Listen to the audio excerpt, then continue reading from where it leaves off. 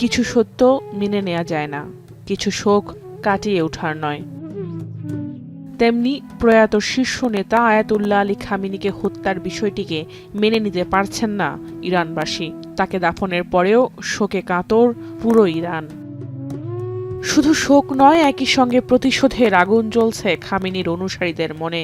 তাকে হত্যার কঠিন জবাব দেয়া এখন জাতীয় দাবি হয়ে দাঁড়িয়েছে।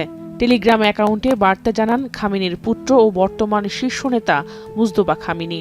তাই বাবা হত্যার প্রতিশোধ নিতে অঙ্গীকারবদ্ধ তিনি। একই সঙ্গে এই যুদ্ধে নিহত সব শহীদদের হত্যার বিচারের প্রতিশ্রুতিও তার।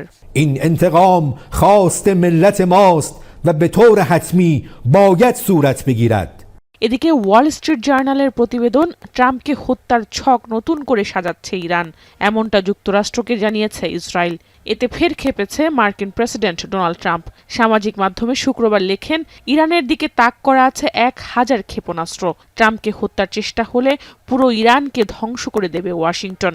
জানান, এ সংক্রান্ত প্রয়োজনীয় নির্দেশনাও দিয়ে রেখেছেন তিনি।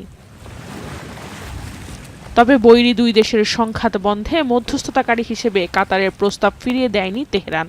আর আলোচনায় ফিরতে বিশ্বের গুরুত্বপূর্ণ বাণিজ্যিক নৌপথ হরমুজ প্রণালীতে জাহাজ চলাচল সচল করতে তেহরানকে চাপ দিচ্ছে ওয়াশিংটন ও পশ্চিমা মিত্ররা।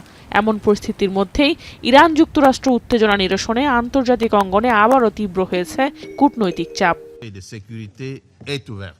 যুক্তরাষ্ট্রের হামলায় ইরানের শুধু গবেষণা অবকাঠামোতে $30 কোটি ক্ষতি হয়েছে বলে জানিয়েছে তেহরান। অন্যদিকে সাগরে ক্রমশ বাড়ছে ইরানের আটকে থাকা তেলের মজুদ। অস্ত্রবিরতির সমঝোতার আশায় রপ্তানিতে গতি বাড়লেও মার্কিন নিষেধাজ্ঞার কারণে ক্রমশ বিক্রি কমছে তেহরানে। জাহানারা ভুঁইয়া, এখন বিশ্ব।